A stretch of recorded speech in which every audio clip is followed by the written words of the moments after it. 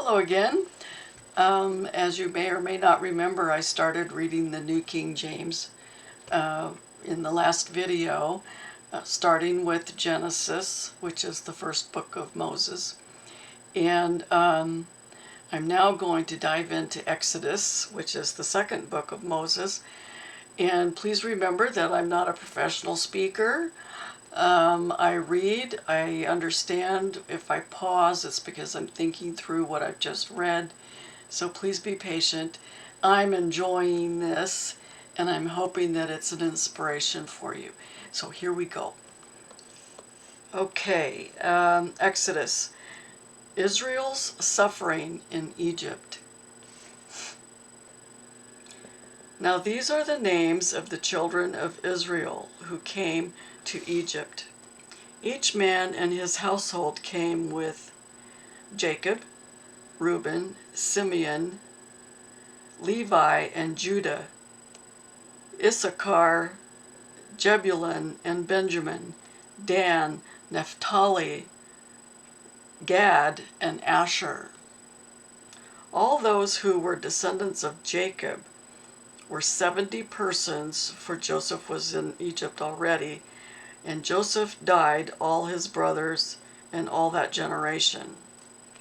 But the children of Israel were fruitful and increased abundantly, multiplied and grew exceedingly mighty, and the land was filled with them. They are a hardy folk, that's for sure.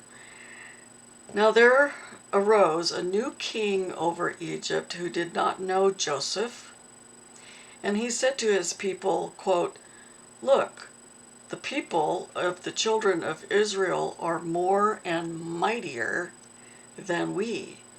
Come, let us deal shrewdly with them, lest they multiply, and it happen, in the event of war, that they also join our enemies and fight against us, and so go up out of the land." Unquote.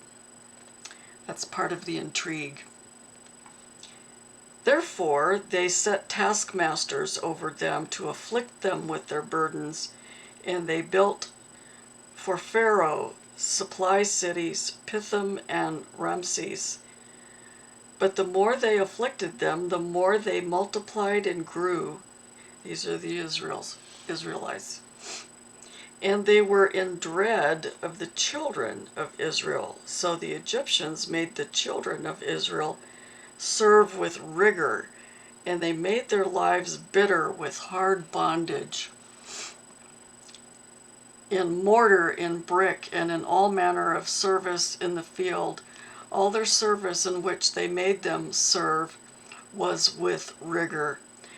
Then the king of Egypt spoke to the Hebrew midwives, of whom the name of one was Shiphrah, and the name of the other Puah. And he said, "When you do the duties of a midwife for the Hebrew women and see them on the birth stools, if it is a son, then you shall kill him. But if it is a daughter, then she shall live." But the midwives feared God and did not do as the king of Egypt commanded them, but saved the male children alive. So the king of Egypt called for the midwives and said to them, "Why have you not done this thing and saved the male children alive?" And the midwives said to Pharaoh, "Because the Hebrew women are not like the Egyptian women, for they are lively and give birth more before, and the midwives come to them." Therefore God dealt well with the midwives, and the people multiplied and grew very mighty. And so it was, because the midwives feared God, that he provided households for them. So Pharaoh commanded all his people, saying, quote, "Every son who is born you shall cast into the river, and every daughter you shall save." Close quote. Moses is born. Moses is born. And what's interesting is this Moses was the writer of the book we're reading right now. So we're going back into history. And a man of the house of Levi went and took as wife a daughter of Levi. So the woman conceived and bore a son.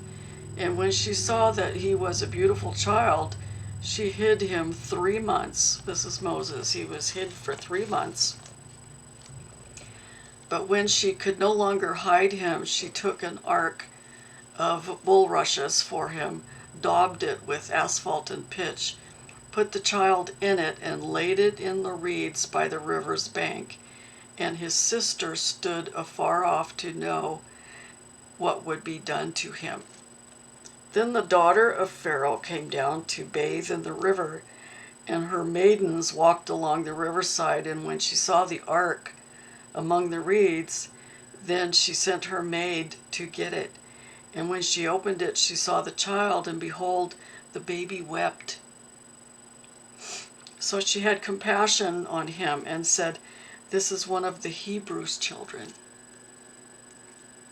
Then his sister said to Pharaoh's daughter, "Shall I go and call a nurse for you from the Hebrew women, that she may nurse the child for you?" And Pharaoh's daughter said to her, "Go." So the maiden went and called the child's mother. Then Pharaoh's daughter said to her, "Take this child away and nurse him for me, and I will give you your wages." So the woman took the child and nursed him, and the child grew. And she brought him to Pharaoh's daughter, and he became her son. And he wasn't her son. He was the son of a Hebrew woman. So she called his name Moses, saying, "Because I drew him out of the water." Close quotes. So that's the first chapter of Exodus.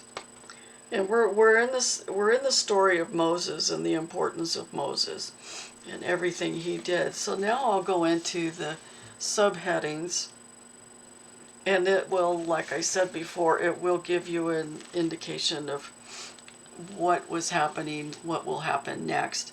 I may also read some of the paragraphs that I've highlighted. Okay, Moses flees to Midian.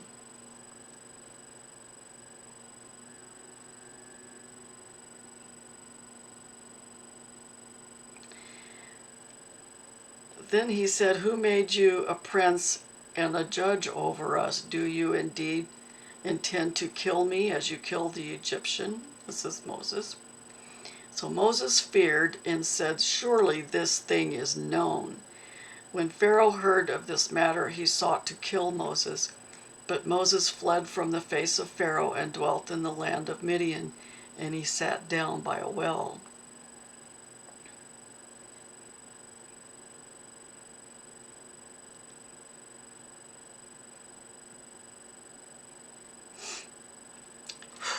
Wow. Okay, this is Moses flees to Midian. Moses at the burning bush. You've heard that story about the burning bush.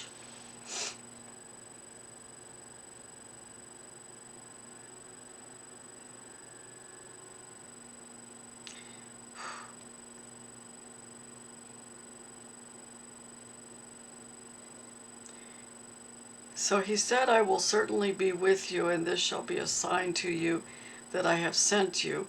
And this is God speaking to Moses. "And this shall be a sign to you that I have sent you. When you have brought the people out of Egypt, you shall serve God on this mountain." Then Moses said to God, "Indeed, when I come to the children of Israel and say to them, 'The God of your fathers has sent me to you,' and they say to me, 'What is his name?' what shall I say to them?" God says, and God said to Moses, "I am who I am." And that's all in caps. "Thus you shall say to the children of Israel, 'The Lord God of your fathers, the God of Abraham, the God of Isaac, and the God of Jacob, have sent me to you. This is my name forever, and this is my memorial to all generations.'" The next one, miraculous signs for Pharaoh. Miraculous signs for Pharaoh.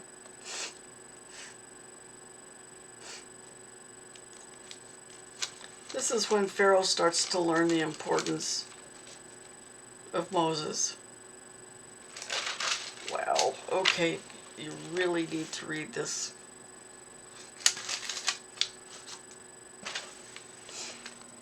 Moses goes to Egypt.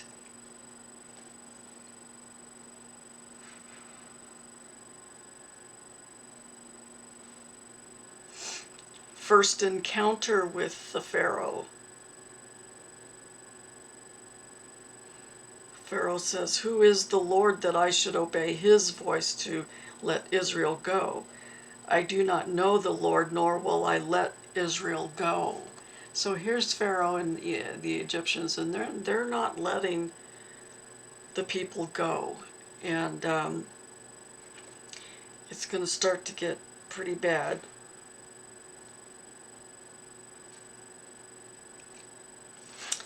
Part of the abuse. Then the officers of the children of Israel came and cried out to Pharaoh, saying, "Why are you dealing thus with your servants? There is no straw to give to your servants, and they say to us, 'Make brick.' And indeed your servants are beaten, but the fault is your own people."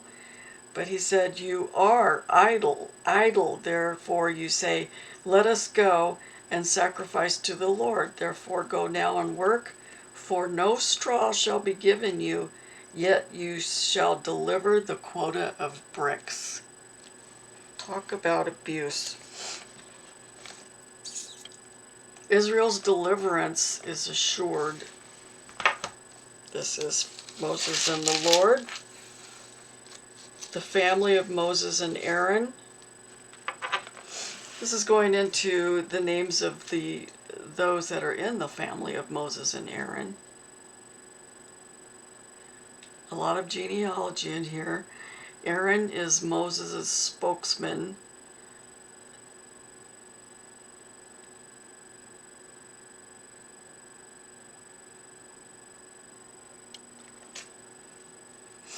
Aaron's miraculous rod. The first plague. Waters become blood. The first plague. God does everything to make Egypt understand. The second plague was frogs.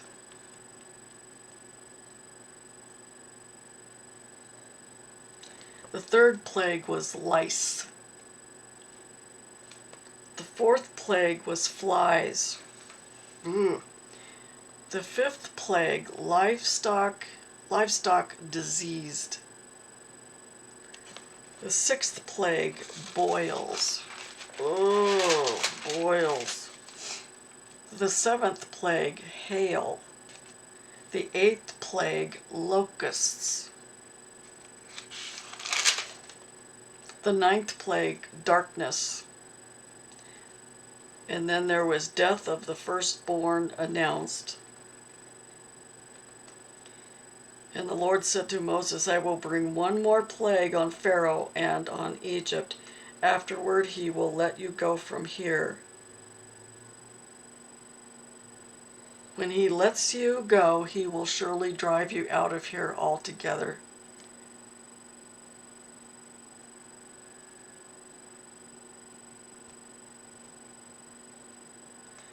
The Passover instituted.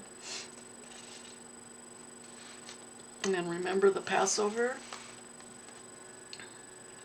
It's the Lord's Passover. "For I will pass through the land of Egypt on that night,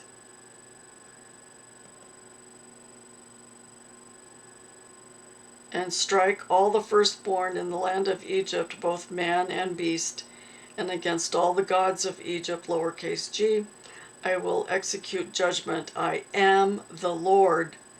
Now the blood shall be a sign for you on the houses where you are. And when I see the blood, I will pass over you, and the plague shall not be on you to destroy you when I strike the land of Egypt. Ow! The 10th plague, death of the firstborn. Here again, God is doing everything, just everything to make this change. The 10th plague, death of the firstborn, and it came to pass at midnight that the Lord struck all the firstborn in the land of Egypt, from the firstborn of Pharaoh, who sat on his throne, to the firstborn of the captive who was in the dungeon, and all the firstborn of livestock. So Pharaoh rose in the night, he, all his servants, and all the Egyptians. And there was a great cry in Egypt, for there was not a house where there was not one dead. The Exodus is the next one. The Exodus.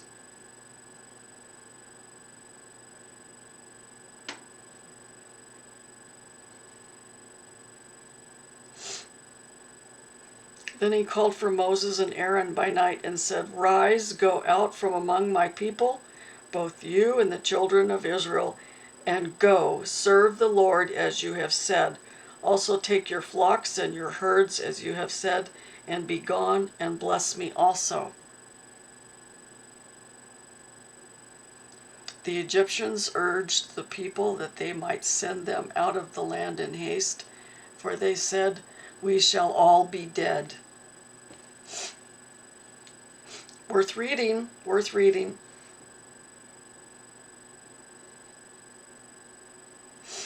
Now the sojourn of the children of Israel who lived in Egypt was 430 years. And it came to pass at the end of the 430 years, on that very same day, it came to pass that all the armies of the Lord went out from the land of Egypt. It is a night of solemn observance to the Lord for bringing them out of the land of Egypt. This is that night of the Lord, a solemn observance for all the children of Israel throughout their generations. It goes into Passover regulations, the firstborn consecrated, the feast of unleavened bread, the law of the firstborn, the wilderness way, the Red Sea crossing. And if you've seen any documentaries about this, there are videos of carriage axles and wheels that are at the bottom of the Red Sea at that crossing, and there are a lot of them, and that would have been the Egyptians chasing. I believe it would have been the Egyptians chasing the Hebrews.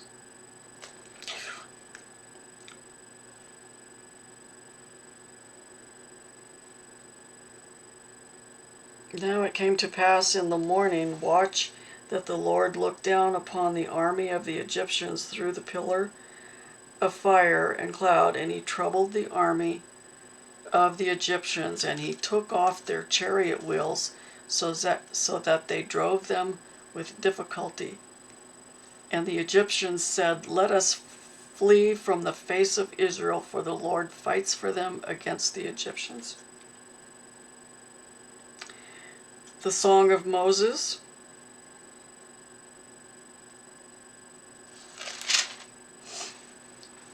That's worth reading. The last stanza is, The Lord shall reign forever and ever. The Song of Miriam.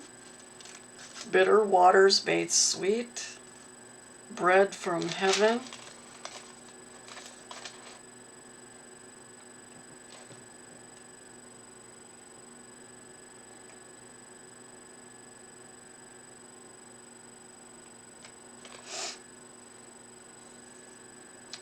And I've highlighted this one.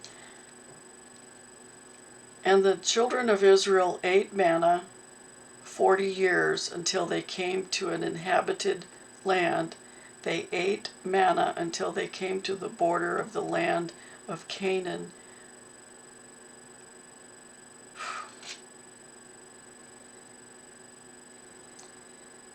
Water from the rock, victory over the Amalekites, Jethro's advice,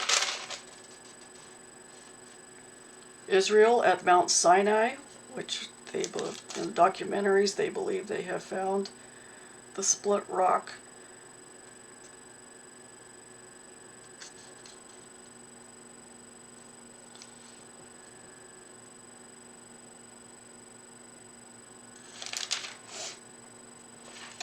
And then, of course, in Exodus, the 10 Commandments. Don't want to forget those, the 10 Commandments. Powerful, very, very powerful.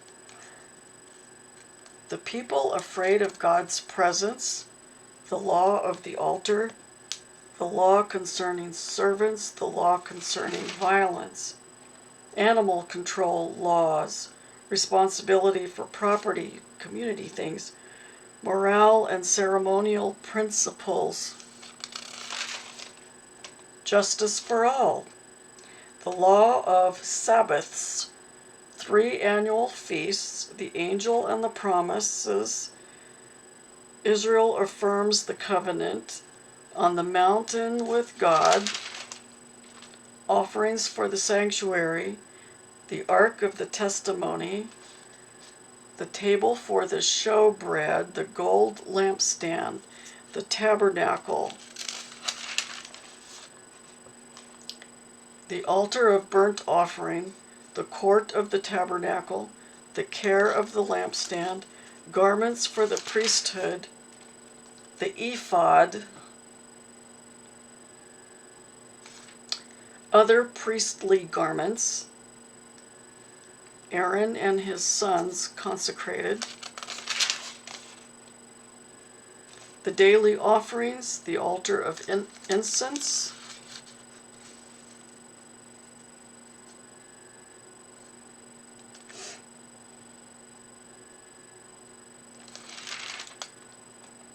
the ransom money, the bronze laver, Laver, the holy anointing oil, the incense, artisans for building the tabernacle, the Sabbath law, the gold calf. How many times have you heard about the gold calf? The command to leave Sinai. Moses meets with the Lord. Moses makes new tablets.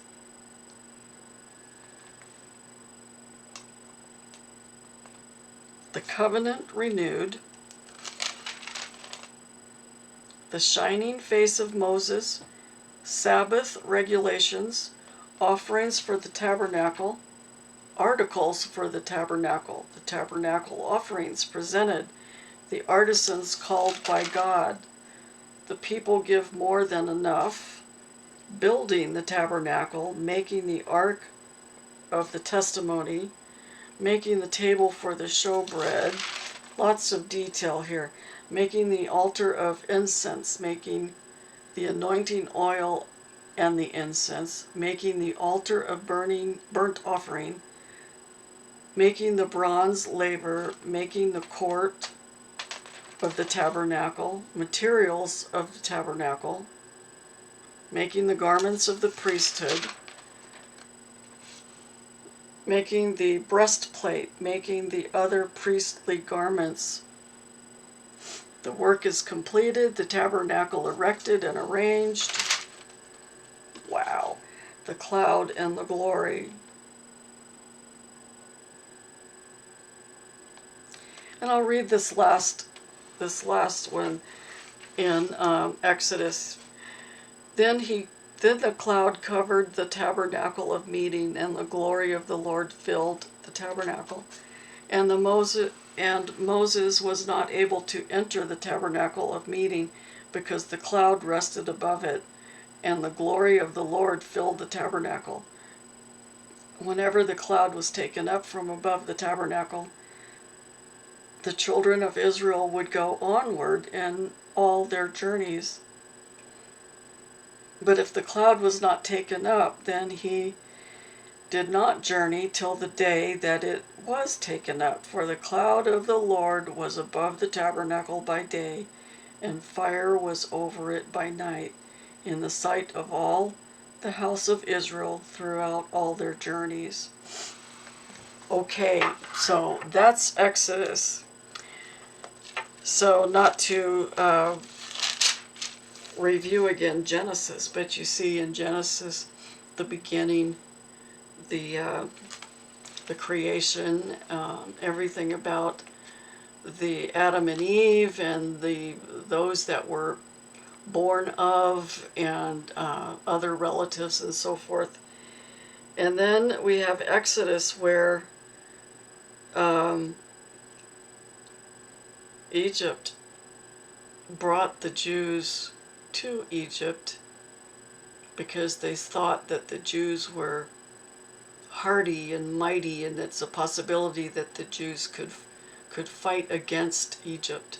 So they took all of these people, and I've heard there were like 200,000 Hebrews that had to go to Egypt. And then they treat them horribly, and they were allowed to leave. They were practically escorted off the property, and they had to make their way back. And if you think about the conditions, again, like I mentioned before, the conditions trying to go back: no shoes, filthy, need water, need food. I have children, I have to carry the child, I have to give birth in the desert. And then, of course, crossing the Red Sea. So, just a fantastic story. Well, it's the truth, but it reads like a story. And everything to do with building the tabernacle. Like I said, I've read this 2 or 3 times now, and it still just bowls me over. Anyway, the next book is Leviticus, which is the 3rd book of Moses. And I'll do the same thing. I'll read the first chapter, and then I'll go into the subheadings. And I hope that you're enjoying this. I hope it inspires you to really dive in and read, and ask questions. Your clergy, any friends, if you have a Bible study like we have in our neighborhood, bring up the question in a Bible study and just start to grasp what's happening in the Hebrew lives. Like I said before, this entire book is about Israel. I'm in the Old Testament. I will go into the New Testament when the time comes. Anyway, I hope that you enjoy this. God bless you, and please read. Please read, and please subscribe. Thanks a lot. See you next time.